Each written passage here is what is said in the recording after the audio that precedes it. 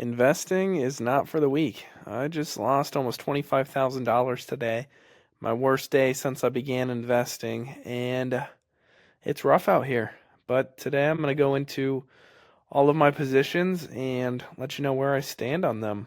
So, first off, we got PayPal. That made up a large portion of my losses today. I own 600 shares, and then I've sold another 6 cash secured puts on it. So I really have about $1,200 worth of exposure. And just on the shares, I've lost over $9,000. And my options have also lost me over 7,000. So I'm down about 16 grand on PayPal in the last month. And this is because they released earnings this morning. They appointed a new CEO and also missed on earnings per share and revenue. So overall, just bad earnings. But despite the bad earnings, I still like the stock. It's got a market cap of under 40 billion right now, and it's currently only trading at a 8.37 PE. That's just nuts. Like, they still grew their revenue and their EPS year over year. And despite bad expectations going forward, I'm going to take the value here. Simple as that. All right, let's go look at the next position. My next position is SoFi. Once again, it had earnings yesterday, I believe, and SoFi actually beat on earnings, both EPS and revenue, but it's kind of came down with the rest of the market here. This was right after earnings, was up to 26, and now it's back down to 21.80. So my average cost is right around that 26, but I did sell a covered call.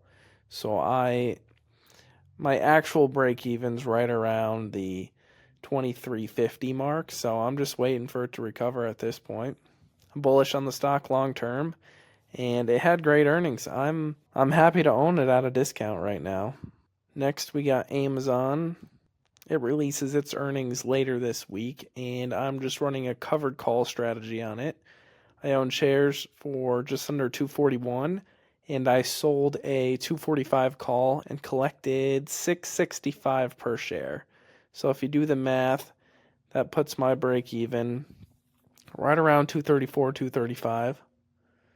So I'm feeling good. Amazon is a stock I want to own long term. I think just the AI play and efficiencies that will come from it benefit Amazon kind of more than any other company, if we're being honest. They've got so much, they rely so heavily on margins, and if AI can improve those in any way, this stock is just going to skyrocket. Next, we got Snapchat, which I am heavily invested in. I just released a video earlier today because I bought $100,000 worth. I love this stock, and I think it's heavily undervalued right now.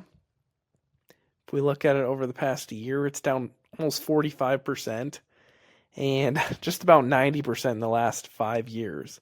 It's got earnings tomorrow after hours, and with a market cap almost under 10 billion, I just think it's too low.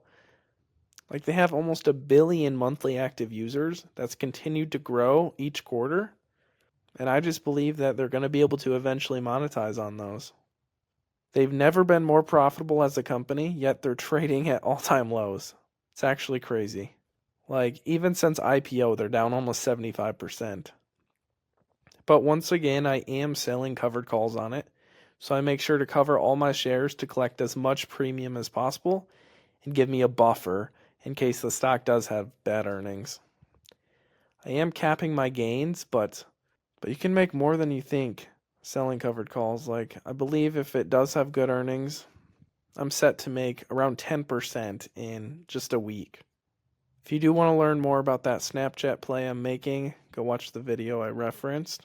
But my next position is Robinhood. This is another stock that has just gotten beaten down for no reason.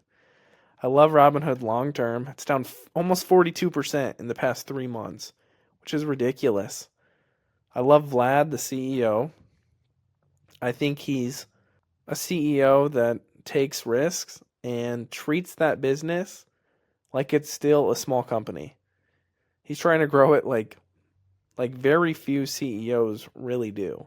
Guys like Elon Musk. And I don't think the market's priced that in yet. Obviously, Tesla is trading at like a PE ratio of close to 100, I want to say. And Robinhood's trading at less than 40. I'll take that all day. My next position is TAC. So this is an energy company in Canada, and I just have 1,000 shares, sold some covered calls on it. I actually got this play from Chris Camillo. He's a guy I like to listen to, and this was one of his plays on energy. Next, we have Adobe.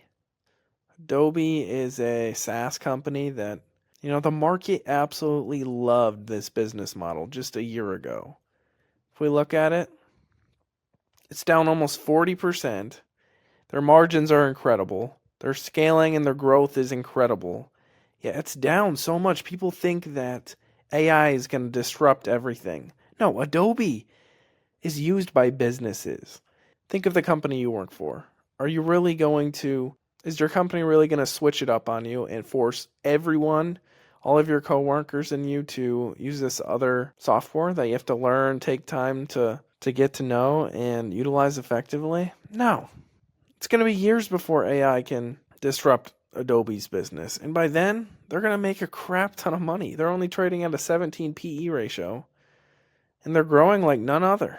Same thing with the next stock I'm talking about, which is Salesforce.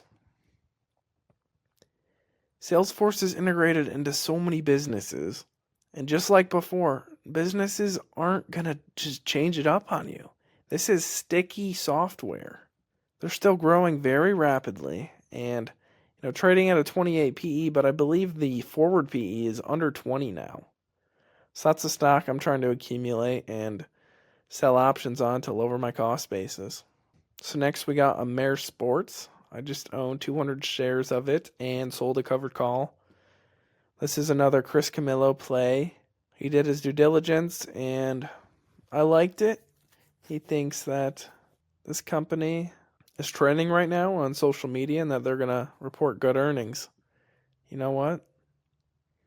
I trust Chris and sold some covered calls on it just to get even more of a buffer. But I like this play. Finally, we're in the one and the only NVIDIA. Just decided to sell a covered call on it. It's been beaten down in the past 3 months here. So just want to accumulate shares at a good price. Bought in at 187 and sold a covered call at 190 to collect just under $2 in premium. So that puts my break even right around 185, which I'm happy to own at. So that is my portfolio and kind of a terrible day overall, down 25 grand. If you want me to go more in depth on a specific holding of mine, just let me know in the comments. But this is what investing's all about. You got to be able to handle days like this to make money on the good days. Thanks for watching, and I'll see you next time.